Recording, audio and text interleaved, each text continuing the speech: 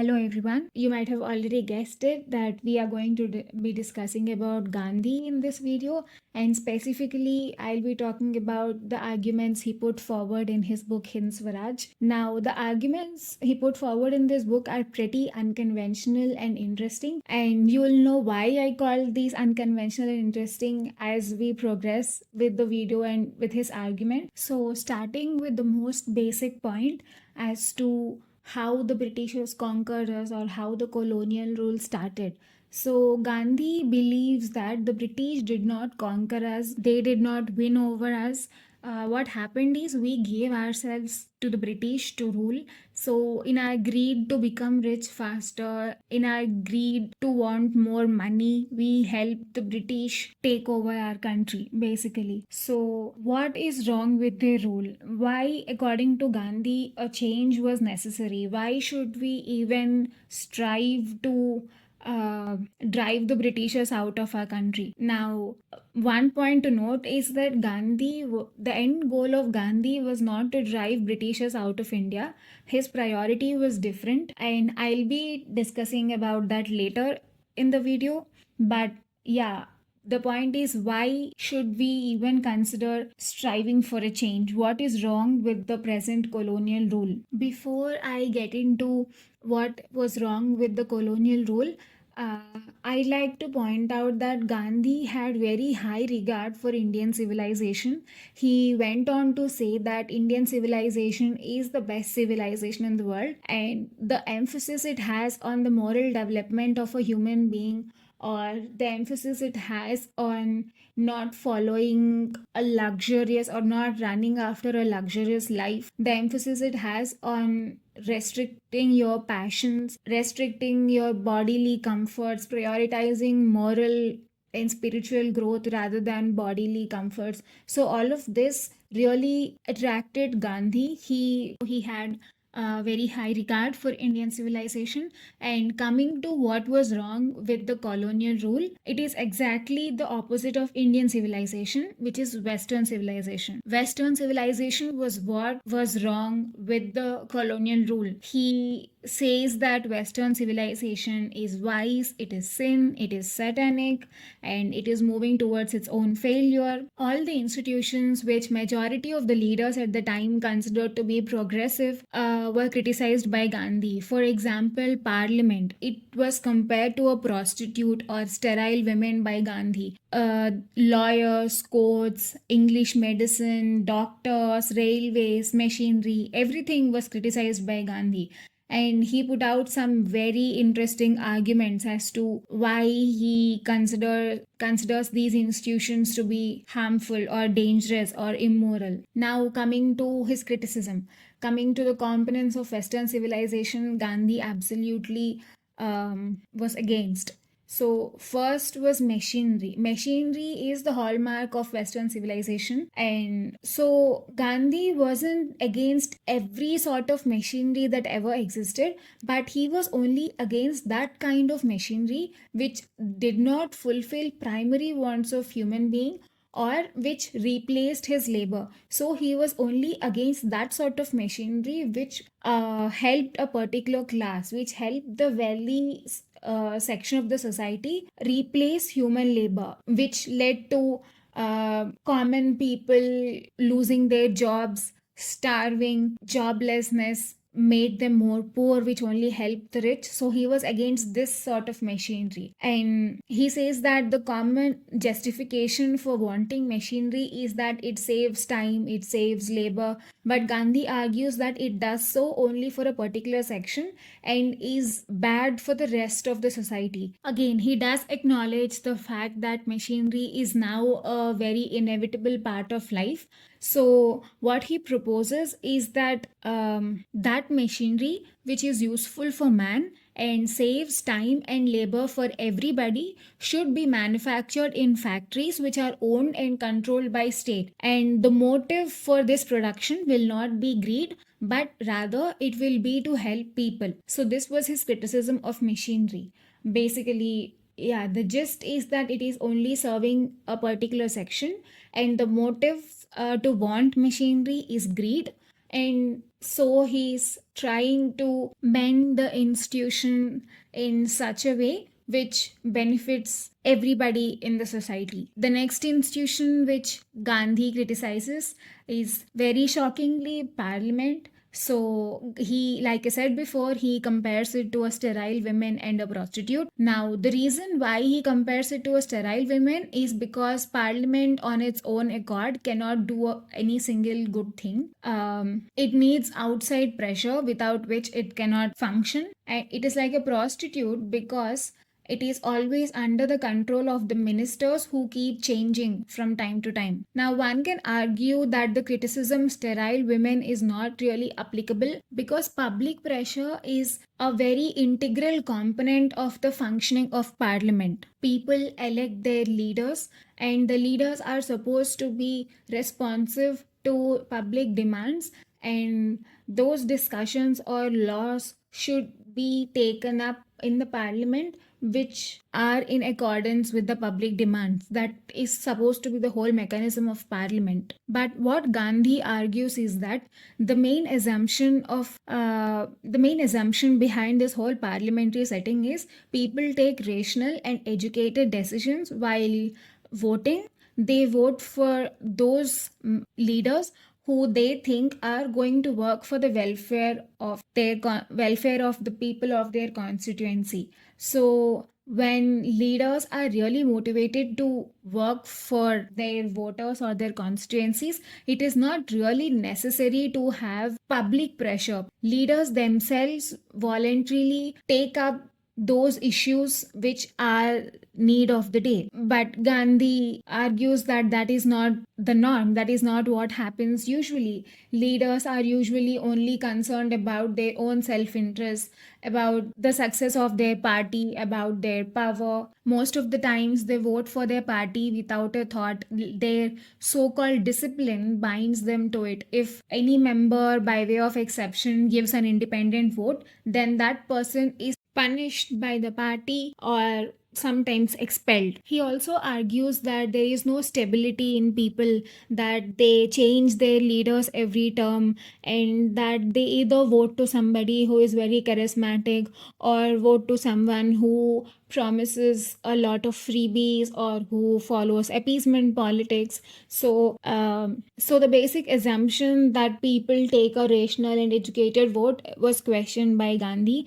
And he also criticizes newspapers. Like, he says that people usually depend on newspapers to understand the current situation or to understand who to vote, but the newspapers themselves, Gandhi argues, usually are corrupt. Like, they associate themselves to a particular party and twist the narrative to benefit the party they are associated with. So the main criticism of parliament is that he starts with the basic assumption that people takes a rational and educated decision and vote those leaders who do good for their constituency, and then he criticizes that these leaders usually only work under public pressure. They are only concerned about continuing their rule or their power and not really genuinely there to promote welfare of the people of their constituency. So he criticizes the whole system of parliament. Next in the line comes railways.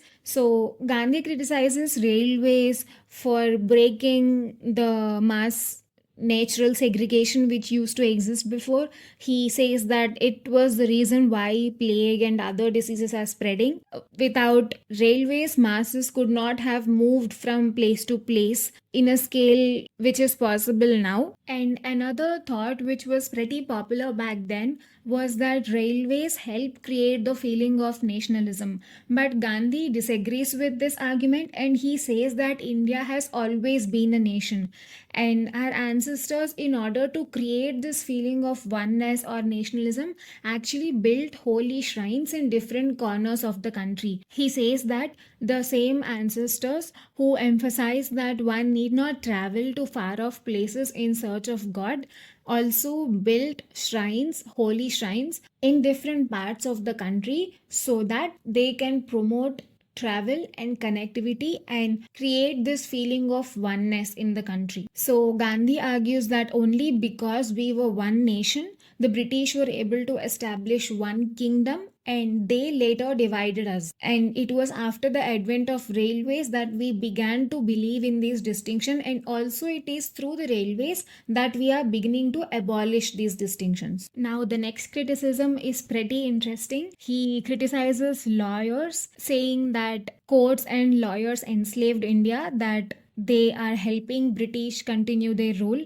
He says that this profession inherently teaches immorality. Now, let's see why he is against this profession. So, he holds them responsible for many conflicts, like the Hindu Muslim conflicts of the time. He says that, for example, if two parties are quarreling, and a common man would have been like both the parties are at fault, and he would have tried to reconcile them and asked to move on, etc. But a lawyer, due to the nature of his profession, finds arguments in favor of their client and portray it in such a way that the entirety of the fault lies only with the opposite party. They exaggerate and increase conflicts. They twist the narrative to only help their clients. So that is the reason Gandhi argues that the profession teaches immorality. He says that men become lawyers not to help people, but to become wealthier. Any good which came out of a lawyer was due to the inherent goodness of the particular human being, but not due to the profession in general. He argues that interest of lawyers lies in multiplying disputes. They charge extremely high amount of fees and suck poor people's money out of them. And even courts, they were established so that English will benefit out of these institutions. If people settle quarrels among themselves, then there is no need for courts and lawyers. And in such situation, British cannot rule over us. So he says that courts and lawyers are helping Britishers rule and they are enslaving us. He makes ridicule of the idea that we are actually paying somebody to get justice, and at the end of the day, what they really do might not be according to the principles of justice. The last criticism is directed towards doctors and modern medicine. So, what he says is that modern medicine is being used to make us mentally weak. So, how did he arrive at this conclusion? He has a pretty unique argument as to why people contract diseases and how to treat them. He says that diseases are usually either caused due to overindulgence or due to negligence towards our body. So, for example, indigestion. Indigestion is usually caused, according to Gandhi, because of overeating.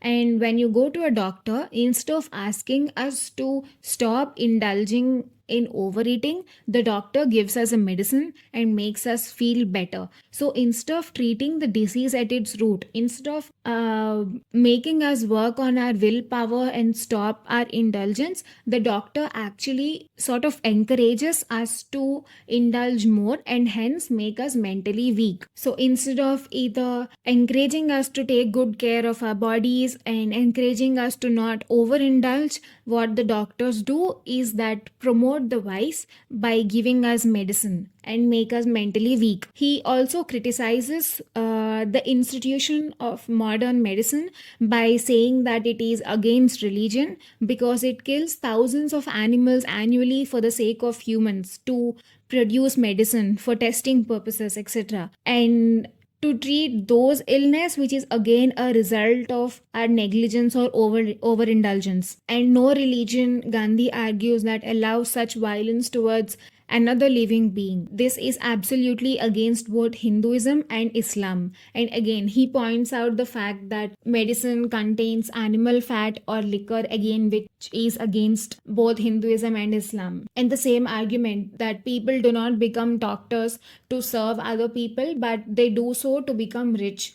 Even though the manufacture cost of medicine is very less, they charge very high amount of fees to provide healthcare. Now that we have established what was wrong according to Gandhi with the colonial rule and why a change was necessary, let's move on and talk about what change did he have in mind. So basically his vision for future was that he wanted India to attain Swaraj. Now his idea of Swaraj was very different. For him, Swaraj meant getting back to our Indian civilization. Like I already mentioned before, Indian civilization promotes moral development of human being.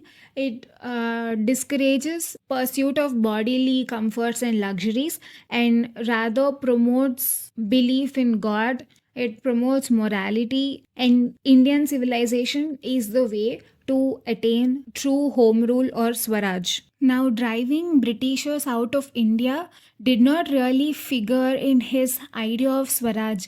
That was not how Gandhi looked at it. It wasn't a change of who ruled. It wasn't a change from British rule to Indians ruling ourselves, but rather it was a shift from Western civilization to Indian civilization. His focus was on the element of greed, which helped British rule over us. So he is trying to treat the disease at its root. He was trying to nudge the society back in the direction of pursuit of moral development and to give up the pursuit of bodily comforts and luxuries. So this goal does not really involve driving the British out. If Britishers are willing to give up their Western civilization and adopt Indian civilization and work for the betterment of this country, then Gandhi is more than happy to just let them stay and be part of our country. He's just not talking about the transfer of rule, but discussing about something which is much more deeper and fundamental. He doesn't want the win to be of the ruling class. He argues that the win should be of the common people, the poor. He says that Indian princes and Indian capitalists can be as oppressive and exploitative as British, and that they should be resisted as much as we are resisting the British. So he wants the benefit of Swaraj to be of the common people. And if the British help in attaining this goal, then he is happy to bow down to them and let them rule. And to quote Gandhi, patriotism means the welfare of the whole people, and if I could secure it at the hands of the English, I should bow down my head to them. If any Englishman dedicated his life in securing the freedom of India, resisting tyranny, and serving the land, I should welcome that Englishman as an Indian. He, in fact, criticizes the rulers or leaders at the time, saying that they just want the English to be gone, but they want to continue the English rule. They want to continue all those oppressive institutions and practices which Britishers used, but they want the rule to be in their hands. He says that they want the English rule without the Englishman. They want the tiger's nature, but not the tiger. That is to say that they will make India English. And when it becomes English, it cannot be called a Hindustan anymore. This is the idea of Swaraj. This is the future he envisioned for India. Now, coming to the question of means, coming to how he wanted to achieve this Swaraj. For Gandhi, means are as important as ends. He says that means may be likened to a seed, the end to a tree, and there is just the same inviolable connection between the means and the end as there is between the seed and the tree. To him, violence is not the solution to get India out of the predicament it was in. Violence was not the chosen method for change to Gandhi. He advocates using the force of soul or the force of love. Two kinds of force backs petitions. One is the threat of violence or arms, and the other is the threat that if you will not heed to our petitions, we won't be your petitioners anymore. That is, we won't let you govern us anymore. And one cannot govern you unless you allow them to. This later force is called a soul force or passive resistance, and this force Gandhi argues that is indestructible. Passive resistance is a method where one secures their rights by personal suffering, and sacrifice of self is superior to sacrifice of others. Passive resistance is basically refusing to do something which is against your beliefs or values, which is against something you believe in, which is against your morals. So, for example, if the government of the day passed a law which is applicable to me and which is against my beliefs, then Gandhi says that instead of using brute force, one should use soul force or passive resistance and refuse to obey the law and face the penalty for its breach. It involves sacrifice of self.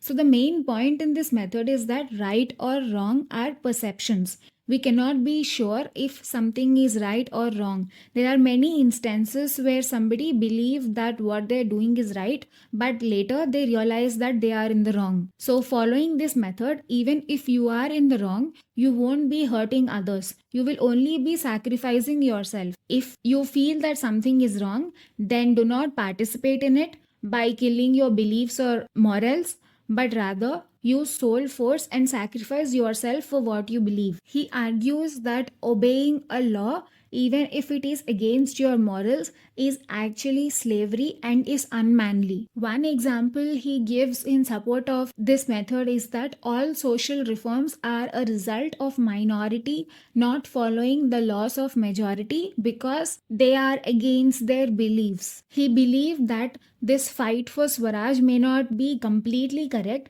so he asked people to use soul force and encourage self sacrifice rather than preach hurting others for something he believes is worth obtaining. And also, contrary to popular conception that to become a passive resistor, one does not really need courage, one doesn't really need to be strong, they doesn't need physical fitness. Gandhi argues that without courage, a man can never be a passive resistor. It is easy to blow somebody up, but it takes a lot of courage to offer to be blown away. And also, one cannot be a passive resistor unless the body is trained. As a rule, mind residing in a body that is weakened due to pampering also becomes weak.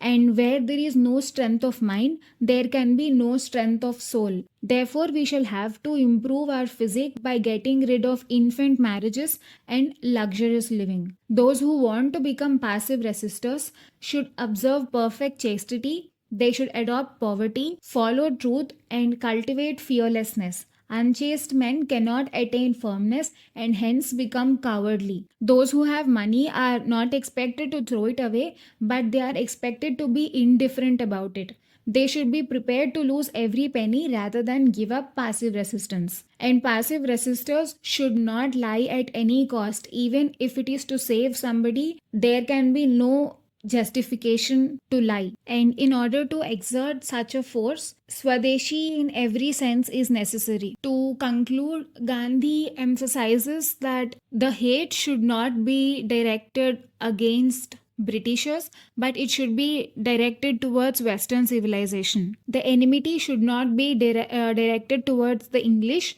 but it should be directed towards the civilization. At the end, what is really impressive is that when majority of the leaders at the time were concerned about driving the Britishers out and getting the rule back in the hands of Indians, Gandhi was concerned about much deeper problems and much more fundamental issues and was advocating for reform within our people and trying to connect us more with our own civilization and make us more moral. He focused on treating the disease at its root by focusing on our desires, which led to the English being able to rule over us. To conclude, I found the book Hind Swaraj to be very interesting and would recommend people to go look it up if they have the time, and hope you enjoyed the video.